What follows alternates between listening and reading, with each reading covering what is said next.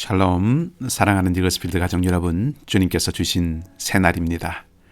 아침마다 새로운 주님의 성실하심이 오늘도 여러분과 함께 하시기를 소망합니다. 2021년 5월 26일 수요일, 우리가 함께 나눌 말씀은 잠언 14장 1절에서 19절까지의 말씀입니다. 잠언 14장 1절에서 19절까지의 말씀입니다. 제가 말씀을 읽겠습니다. 지혜로운 여인은 자기 집을 세우되 미련한 여인은 자기 손으로 그것을 허느니라. 정직하게 행하는 자는 여호와를 경외하여도 패역하게 행하는 자는 여호와를 경멸하느니라. 미련한 자는 교만하여 입으로 매를 자청하고 지혜로운 자의 입술은 자기를 보전하느니라. 소가 없으면 구유는 깨끗하려니와 소의 힘으로 얻는 것이 많으니라. 신실한 증인은 거짓말을 아니하여도 거짓 증인은 거짓말을 뱉느니라. 거만한 자는 지혜를 구하여도 얻지 못하거니와 명철한 자는 지식 얻기가 쉬우니라. 너는 미련한 자의 앞을 떠나라. 그 입술에 지식 있음을 보지 못함이니라. 슬기로운 자의 지혜는 자기의 길을 아는 것이라도 미련한 자의 어리석음은 속이는 것이니라. 미련한 자는 죄를 심상히 여겨도 정직한 자 중에는 은혜가 있느니라. 마음의 고통은 자기가 알고 마음의 즐거움은 타인이 참여하지 못하느니라. 악한 자의 집은 망하겠고 정직한 자의 장막은 흥하리라. 어떤 길은 사람이 보기에 바르나 필경은 사망의 길이니라. 웃을 때에도 마음에 슬픔이 있고 즐거움의 끝에도 근심이 있느니라. 마음이 굽은 자는 자기 행위로 보응이 가득하겠고 선한 사람도 자기의 행위로 그러하리라. 어리석은 자는 온갖 말을 믿으나 슬기로운 자는 자기의 행동을 삼가느니라. 지혜로운 자는 두려워하여 악을 떠나나 어리석은 자는 방자하여 스스로 믿느니라. 노하기를 속히하는 자는 어리석은 일을 행하고 악한 계교를 꾀하는 자는 미움을 받느니라.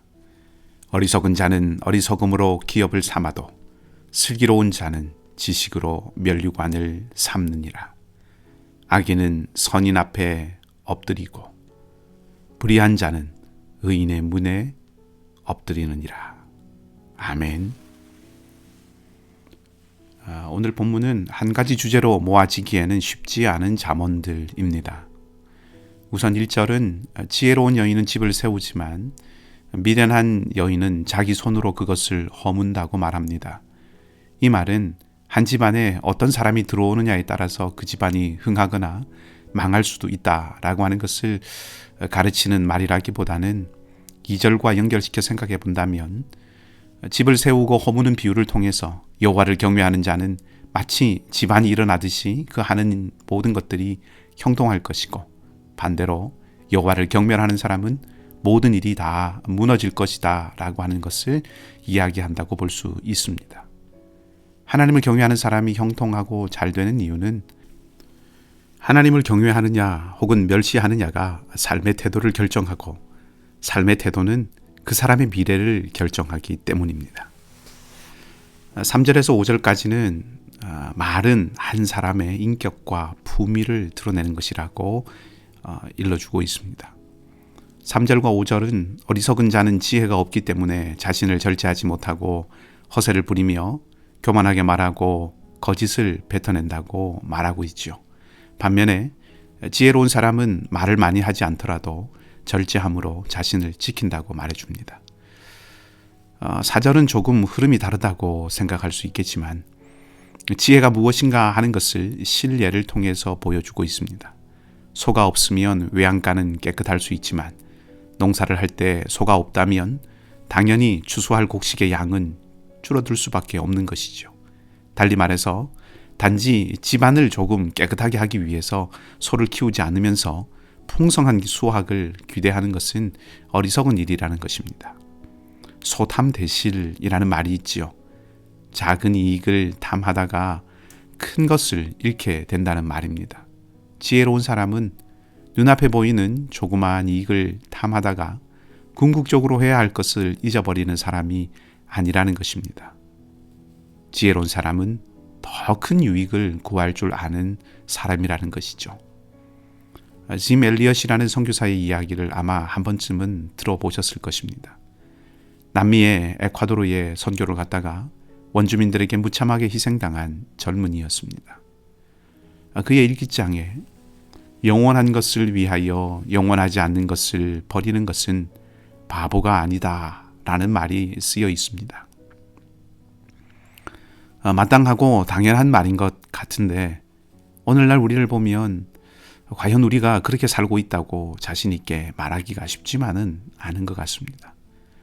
얼마나 우리는 눈앞에 손익에 밝은지 모르겠습니다.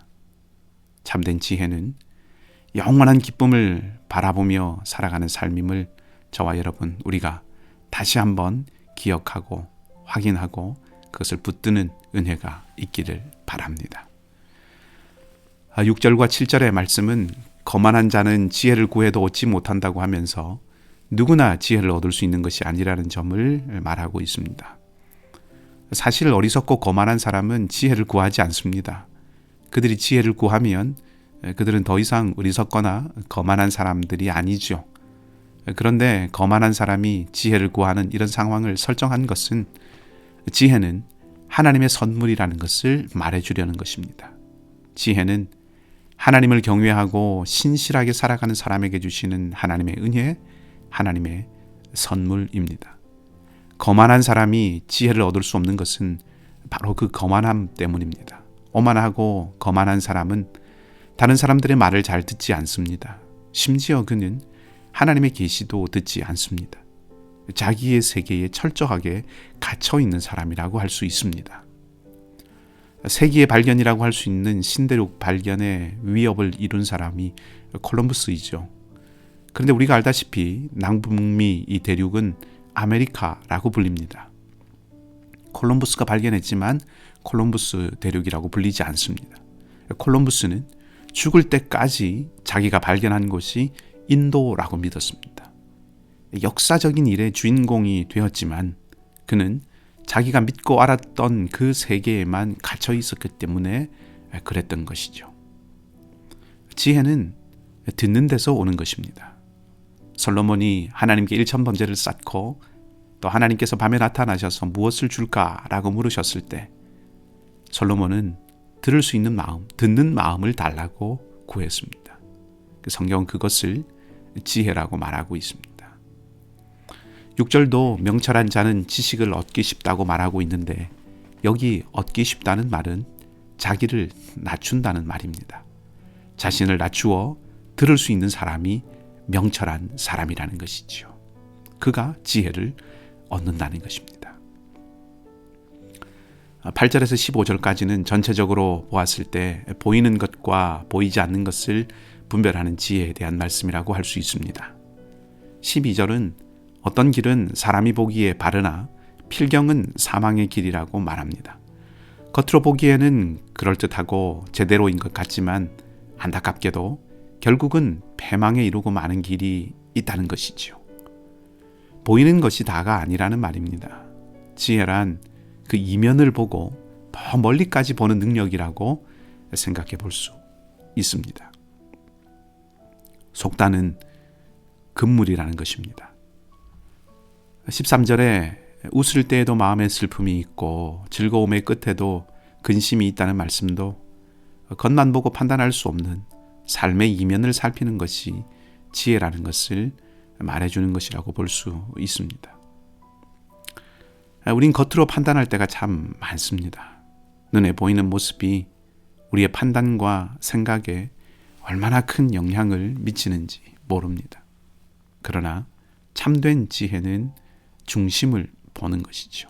마치 하나님께서 우리를 보시듯이 말입니다. 이런 글을 보았습니다. 지혜는 오늘의 고난이 내일의 행복을 위해 꼭 필요한 톱니임을 아는 능력이다. 눈앞의 이득을 위해 원칙을 포기하지 않고 오늘의 결과에 일희일비하지 않는 능력은 오직 지혜에서 나온다 저는 이 글에서 묵묵히 하나님의 아들의 길을 가신 주님이 떠올랐습니다. 반대와 핍박과 멸시에도 아랑곳하지 않고 사람들의 수군거림에도 흔들림 없이 죄인을 부르시고 세리를 부르시고 병든 자들 고쳐주시고 하나님 나라를 가르쳐주신 예수님의 길과 십자가 그리고 부활의 그 삶이 바로 이런 의미에서 참된 지혜의 삶과 길이었습니다. 오늘 우리에게 은혜의 기회로 또 하루를 주셨습니다. 불확실한 매일을 살아갑니다. 우리는 눈에 보이는 것을 신뢰하려 하지요. 그러나 보이는 것이 다가 아닙니다. 내일과 영원을 바라보고 하나님을 경외하는 마음으로 한 걸음 한 걸음 걷는 것이 지혜의 길임을 기억하고 오늘도 믿음의 길을 걷고 소망의 길을 걷고 사랑의 길을 걷는 여러분 모두가 되시기를 바랍니다. 함께 기도하겠습니다.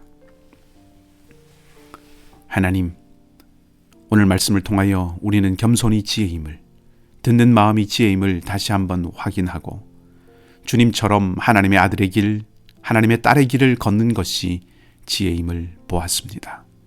은혜의 기회로 주신 이날 참 지혜의 길이 되신 주님의 길을 결단하고 살아가게 하여 주시옵소서. 비즈니스에서, 가정에서, 직장에서, 학교에서 눈앞에 작은 이익이 아니라 영원한 하나님 나라의 기쁨을 생각하며 판단하고 선택할 수 있게 하시고 내가 옳다고 고집하며 사는 삶이 아니라 겸손히 여러 사람들의 말에 귀 기울이고 무엇보다 하나님의 말씀에 귀 기울이며 살아가는 은혜가 있게 하여 주시옵소서. 주님, 우리 이글스필드 가족들 한 사람 한 사람을 지켜주시고 함께하여 주시되 특별히 사랑하는 상록회 어르신들과 어린 자녀들을 지켜주시고 경제와 관계와 건강의 어려움 가운데 있는 이들을 주님께서 찾아가셔서 새 힘과 소망을 더하여 주시옵소서. 선교사님들의 건강과 사역에 오늘도 함께해 주시기를 간절히 바라고 코비드 일선에서 싸우는 모든 의료진들과 관계된 이들에게 각별한 주님의 은혜를 더하여 주시고 오늘도 우리와 함께 동행하시기를 간절히 소망하며 감사를 드리고 우리 주님 예수 그리스도 이름으로 기도하옵나이다. 아멘. 말씀을 기억하시고 각자 기도하시기 바라고 오늘도 믿음 가운데 걷는 복된 하루가 되시기를 주님의 이름으로 축복합니다.